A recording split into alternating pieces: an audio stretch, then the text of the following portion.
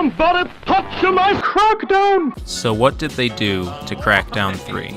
I've played 6 hours and 19 minutes of this game on my Xbox One S. I have 3 different characters, each with their own world. 1 character save slot to play with my brother, 1 character save slot to play with my father, and 1 character save slot to play by myself. So far, I've gotten the furthest with the save with my father. I've gotten to something like level 4 agility, level 4 shooting, level 3 explosives, level 3 strength, and level 2 driving. The save with my brother that I'm going to be playing on today, we've gotten to somewhere around level 3 on each skill. As you'd expect with a CrackDown game, it starts you off fairly weak, stronger than the average person, of course, but as you progress, you level up and become ridiculously overpowered, as any other CrackDown game has in the past. And this is one of the best parts of CrackDown, hunting after the levels and making yourself more powerful and more ridiculous with every level. One of the biggest shortcomings for the game so far has just been the variety of content on all the missions that you go on. One big problem my brother and I have noticed is that after about 2 or 3 hours of gameplay, we felt like we were moving perhaps too fast through the game, as well as the missions felt very repetitive, and there wasn't much variety in each mission. Usually it was clear out all these enemies, and then hold the left bumper to hack this or hack that, and then you won. And it reminded me a lot of how Far Cry 5 was when you would capture some enemy outpost, and it would show you this panning view of what you just took over and show you the progress that you've made, which was fine, but it gets very repetitive after about the 15th or 20th one. One of the other mission types, which is far similar to all the rest of them, is you go in, kill the guys who are guarding the area, and you destroy these toxic acid pumps. And this is basically the same thing as what I was talking about before, where it's just like taking over a Far Cry outpost. It all feels about the same. The thing about Far Cry is that these outposts were basically a side activity, and in past Far Cries, it would open up a fast travel point to those locations, as well as a resupply point there. So it served a bit of a purpose, but in CrackDown it kind of feels like it doesn't need to be there, and it doesn't really further the story at all, except for the fact that you're weakening these bosses that you'll fight later on, trying to draw them out, I suppose, like Shadows of Mordor or something. And just like Far Cry, after completing any outpost, it shows you that panning camera of success. Of course, when talking about CrackDown 3, there's an obvious elephant in the room. The destruction shown off in CrackDown 3's 2015 demo, of course, did not make it to the majority of this game.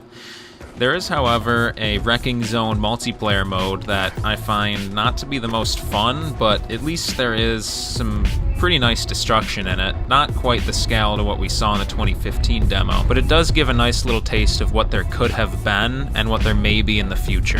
Hey, that's pretty good. As I said, the Wrecking Zone is nothing compared to what we saw in that 2015 demo, but I'm hoping that in the next few years, technology is going to be there. But right now, it's just out of reach. A lot of us, including myself, back in 2015, 2016, we thought that the destruction shown off in that 2015 demo was going to make it to the campaign mode as well as the multiplayer. However, sadly, destruction plays just about no part in CrackDown 3's campaign mode. And you'll see right here that I made a joke that hit a little too close to home for those of us who were expecting the destruction shown off in 2015 and anticipating it, looking forward to it, and hyped about it. This might make you sad to watch. Details are disappearing from where I started. Oh, it's all disappearing. No. Now I just punch a hole. Oh, Fook, why isn't it? We were promised. Why isn't it working? Now, I'm not saying that this game is bad, but I'm not saying it's great either. There's a reason that it's rated 60% on Metacritic if you look online, and 4 out of 10 on IGN. And that's probably because the missions feel kind of meaningless and repetitious. The whole storyline is set up just like any Ubisoft game has been the past 5 years, where you have your tree of bosses to get to the highest boss to take him out and beat the game. I'm not saying it's a bad thing, but it's definitely not something that's fresh after it's been beaten to death by Ubisoft. One of the other big issues so far, at least in the co-op lobbies that I've been in with my brother and my dad, has been the lag. There's been a lot of input delay with the vehicle driving, and even with the parkour at times. There was also a point playing with my dad where, near the end of our play session, after about 4 hours in, the frame rate started dipping drastically down under the 20s, I'm sure, and the game started to compensate by slowing everything down, and it remained this way for about 20 minutes until it kicked my dad from the game and disconnected him from the servers. Then we decided just to go to bed. Did it send you out to the menu? Yeah. Alright, well, I want to go to bed anyway.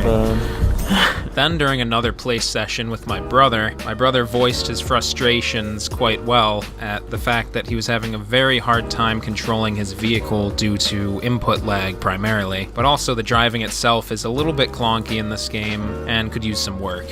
These are the most slow, clunky cars. Like, how is it that when I get stuck on something from this clunky game?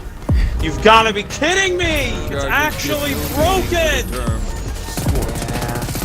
You can't say there's driving in CrackDown. There's not driving in CrackDown. The lag is so bad!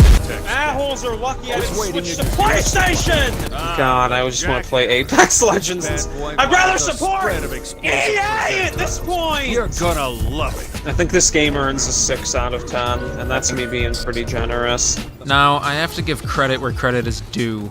CrackDown 3 does do a lot wrong, but there are some things that it does really right. One thing would have to be the performance of the game across all platforms. Whether you're on a PC rig, an Xbox One X, an Xbox base unit, or an Xbox One S like me, the game runs smoothly how it should in all cases, so I have to give props to them with how they optimized the game for each platform.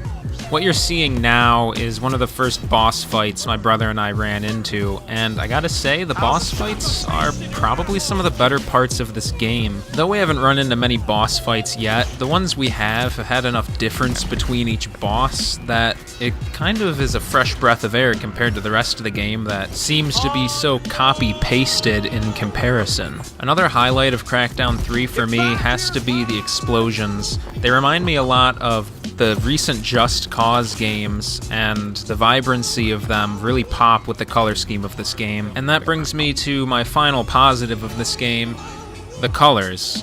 The colors in this game are rich and beautiful, and I'm saying that when I don't even have HDR10 because I'm on an Xbox One S.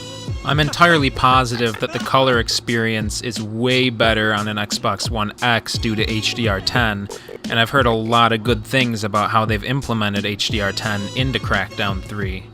A good example of the colors in this game would be at night when you find those neon-colored lights everywhere throughout this game. Just like the old CrackDowns, CrackDown 3 throws in some races here and there. They have the normal driving races, and then they have parkour races, and each of them will help level up whichever category the race is. So if you're racing in parkour across rooftops, it's going to help level up your agility. If you're racing in a car on the street, then it's going to help level up your driving.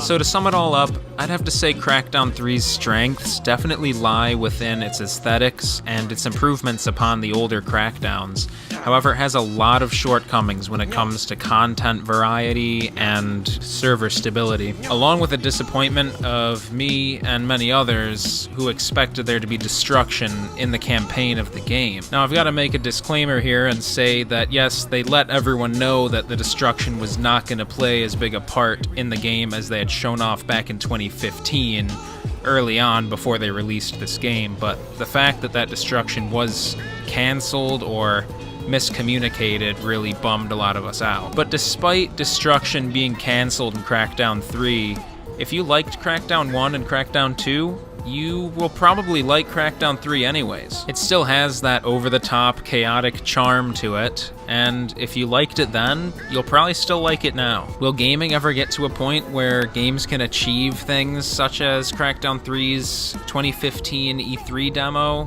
Probably eventually. In fact, I think we may even be close, but right now, the technology just doesn't seem to be there. As far as ratings go out of 10, I think that most people have been pretty on point. The lowest rating I've seen so far has been IGN with a 4 out of 10, which I think was a little bit harsh, so I'd probably put it up around where my brother did. I think this game earns a 6 out of 10, and that's me being pretty generous. 6 out of 10 with an Oceanic Journey seal of approval.